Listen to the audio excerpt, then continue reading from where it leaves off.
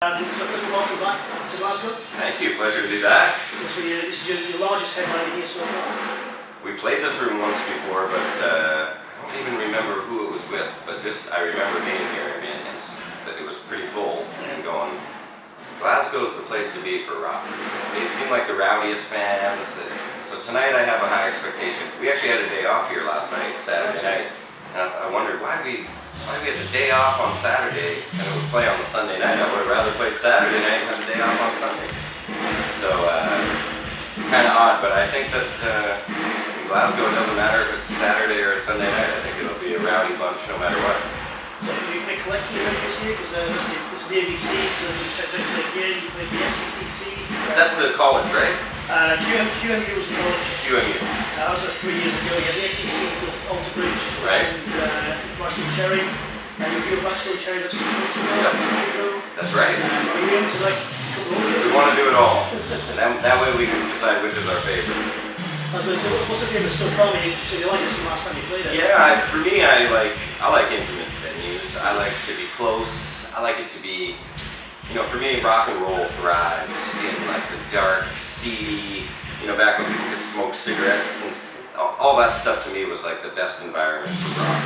So when the venues start getting bigger and bigger, I like it a little less, but I still think that like a venue like this, it's like a happy medium where it's big, but it's still got that dark, seedy rock feel to it. I think this is going to be a really good venue to play in again tonight. It should be. The number of bands that do play here are numerous, and the type of bands that play here are sounds good. Yeah, which to me is the most important. We've always been a sound band. We always want to make sure that we don't have pyro and fancy lights, we have songs and we just want to have it sound nice. So for me, a venue where the sound is really great is a huge plus. So I think tonight's gonna be a good show. And you're also playing under the largest rotating glitter ball in Europe. Which is see if we can't knock that thing out of the ceiling tonight. It actually was good when the lights go out, but it's cheesy the rest of the time. Yeah, but there's still a place in everybody's heart for the mirror ball, right? You gotta love the mirror ball.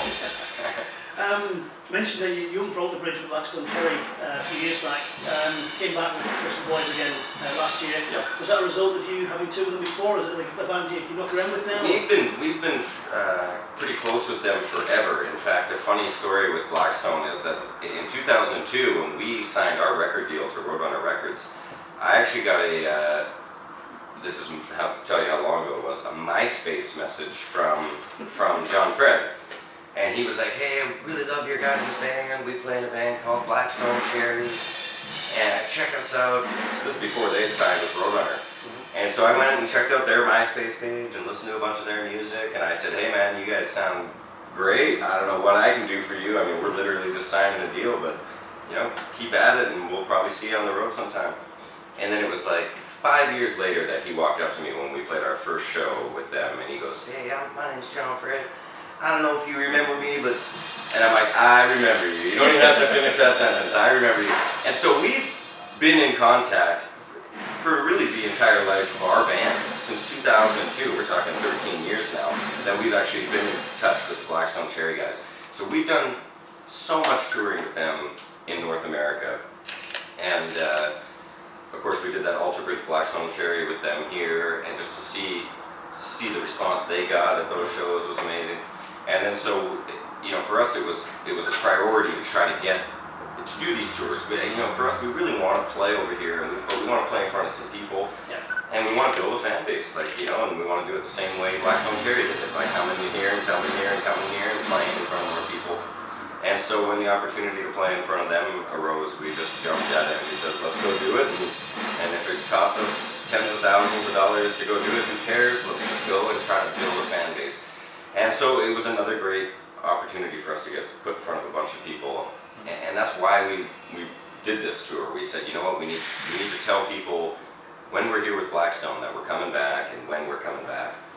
And that's kind of how it works here. You just need to show the fans, for them to get invested in your band, that you will come here and they'll have an opportunity to see you play. So for us, Blackstone's been one of those really great stepping stones that has helped us to start to build to the point where we're now able to do shows like this and fill the room full of people. So, you know, we love the Blackstone guys. We've played so many times with them, and they're a great group of guys. You know, even more so than they're a great band, they're just a great group of guys, and you know, we always root for them, and I think they always root for us. So we're always happy to help each other out, and we talked about bringing them across Canada, which you know, where we're from. And so, you know, I think that sometimes you meet bands and you just want to like just help each other out because you have a mutual respect for what each other does, and then also you just like the people that they are. So. Stay away from the live music. Savages came out last year. Yep. And did very well. You seem to be touring almost non-stop since then. Yeah, that's what it takes these days. Pretty much gets to that, yeah.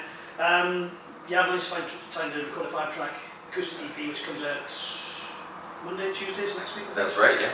Yeah. Can you fill us in on it? Give us a bit more detail. Yeah, I mean, we didn't really set aside much time to do it. We actually did it while we were touring. We were touring, opening for Bush, and we had a day off, and we went into a studio somewhere in like Baltimore or something like that, and it was just snowing, full blizzard everywhere. But we just went in. We recorded the one track for Angel, and I think it turned out so great that the label was like, oh, we would really love to release this as an acoustic EP.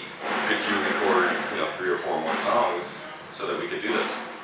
And Tyler had been working on a cover song at home already that he was recording, and so I just flew to, we finished that run, and I flew home, and then a couple days later flew to LA, and I brought my golf clubs, and me and Tyler did some golfing, and then that night we'd get in the studio and just record some acoustic guitars, and then it all kind of came together pretty quick.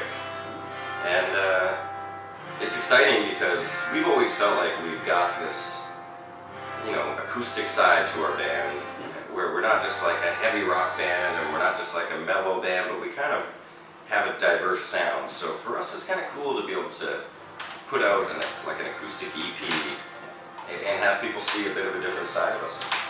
I noticed on the webpage it's available as a download from iTunes. You can pre-order it. Is there plans for a physical release CD as well? Or? Yeah, it's a good question, and I honestly don't know. I would have to ask the label. I feel like in this day and age, the label's so leery of spending money, so I could see it just being an iTunes thing. But at the same time, I mean, I don't want to say that and be quoted on it, because I don't know for sure. Maybe they will do a hard copy. I really don't know. Yeah, maybe when you tour next time. I guess they're paying more attention, maybe. Yeah. You've got 5 albums through, 5.5 almost. Very stable history as far as lineup's concerned, with the exception of almost a Spinal Tap-ish method of flying through drummers. Have you hit gold dust with Joey now? Well, the thing with drummers is, they're just, thank you. They're like, I actually found mine. The thing with drummers is like, they're the strange ones, They're the strange, in the band dynamic, the drummers are always the strange ones. We had our original drummer who was with us for one record, and then we had his name was Tim. And then after him we had Brent Fitz, who plays with Slash and the Conspirators now. And it's you can never put your finger on exactly what happened, but when with Brent, he was just sort of like a hired guy, and when we went to work on the record, he was out with Alice Cooper touring, and we're like, okay, well, I guess you're busy, and we had to work on a record. And with Joe, I definitely believe we struck gold, and he's personality-wise, he really gels with the band. And then as far as drummers go, I've never played with a drummer as good as Joe. He's really talented drummer, but he sings almost the entire set as well, does all the harmonies. We always joke that he's just like, it's not even a joke that he's the most talented musician in our band, but we just actually started doing a drum solo on this tour, and that's because we've been pushing it on him, like, hey man, you should do a drum solo. The thing with Joe is that he's such a talented guy, but in a band like ours, he sometimes doesn't get the chance to show it off. And so it was exciting on the new record, Savages, to have a few songs like Savages and Panic Room, and these songs where he can like let loose a little bit. And so I think people have started to take notice of the talent that he really has behind the drums. So it's exciting for him to do the drum solo and see the people really get into him, because he's a talented player, and it's fun for us. We all stand side stage with just goofy grins watching him play. So I think that we struck gold, and with all the drummers before, it was kind of like a hired gun situation, and Joe's now an official member of our band, and if we have to try to find a new drummer after him, it's going to be a downgrade, I think. So hopefully he just sticks with us. Excellent. You've been called, if I remember actually Tyler saying on stage at the QMU, you're a breakup band. You're a band that sings songs about breaking up and misery. Were you just really rubbish with women and that's what you know how to write about? Or is it just the touch of humour coming through? Or is I think it's a combination of a lot of that stuff, and humor does factor in, I think, with certain songs where it's more about, taking the lighter side of it. But I think also, Tyler went through a divorce, and, he had some issues with, you write about what you know, right? Yeah. So for him, I think that it's also something that he knows people can relate to. Yeah. And, everybody's gone through some kind of a breakup at some point in their life, and people always say to him, "Oh man, it's just exactly, you wrote that song for me," And so it's funny because he'll still to this day say, we're a breakup band, we write songs about, breakups and stuff like that, but I still think people can relate to it. I think that for the Savages record, he tried to force himself to get away from that a little bit. And I think that's just part of him growing as a lyricist and a songwriter as well. And I think it's, for him it's good to challenge himself and try to make sure he doesn't become like a one-trick pony and just always write about the same things. But so I think that it's definitely something we're known for, and the humor factors in as well. But yeah. So you do play live an awful lot. You need to go live actually to get the music out there. What's the craziest thing you've either seen or done on tour?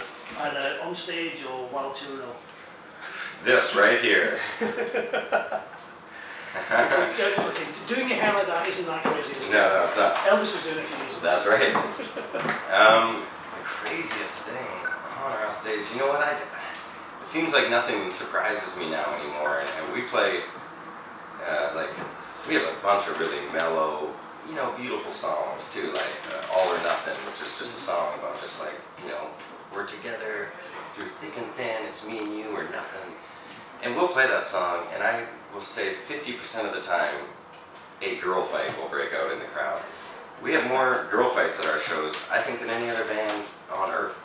And it doesn't ever surprise me, but I have seen some really crazy chick fights at our shows. Pulling hair, and I mean, you can't separate, you can separate guys, but it's hard to separate a girl fight because they just they hold each other. So I mean, it maybe not the craziest thing, but we've seen some crazy stuff, with some stuff that fans have done. We've had one fan was riding, the space between the trailer and the bus where it hooks up. Yeah. One fan, she was probably a 17 or 18-year-old girl. She rode the back of that for hundreds of miles for multiple shows in a row until eventually somebody, when we took the buses all going to Caravan, and they took an off-ramp to go to a truck stop, and she went rolling off into the ditch, and the bus driver behind said, "Somebody's riding the back of your bus." So they had to call the cops, and she showed up at the next show. So I mean, there's some crazy fans out there and some crazy things, but as the years go on, I guess it all starts to seem a little less crazy. We've got quite a lot of musicians in our readership, and check out the webpage for their benefit. What's your current setup for when you're playing the live music? Well, I play orange amps, and I've been playing them for probably 6-7 years now. And for me, it's for me and the way I play and the style of playing that I like. These amps are just built for me. So I've been loving my orange amps called Rock Reverb 100s is what I play. And mostly Gibsons. I use, tonight I've got some rental guitars just because we flew here with a little less gear, but a couple of Les Pauls. I usually use a couple Les Paul Juniors. I got a Flying V tonight that I'm using. So a lot of Gibsons, and then just a hodgepodge of pedals. I'm not one of those real gear techie guys. Personally, I'm a pretty straightforward plug and play kind of guy, and I like things to have a little bit less signal path and not too many digital things. I just want it to be sounding like it's meant to sound right out of the amp. So pretty straightforward Gibsons with orange amps, and I mean, for you kids playing, you put those two together and you're going to have a pretty monster tone. So, I mean, I don't know what else you can ask for. Don't mess with it, Yeah, exactly. If it ain't broke, don't fix it. So who was your guitar hero when you were growing up? Who was it that made you want to pick up that guitar and actually learn to play? For me, it was Jerry Cantrell from Alice in Chains. I was a huge, Vancouver's only a couple hours north of Seattle, so when that whole grunge era was happening in the early 90s, it was right when I was in high school, so, you're at your most, you're at your musical peak at that age as a kid with what you're getting into musically. And I had an older brother who was into a lot of that stuff, so he got me into Alice in Chains, and I was always into listening to a lot of that stuff, but it wasn't until, I heard Alice in Chains and Jerry Cantrell that I was like, I need to know how to play it.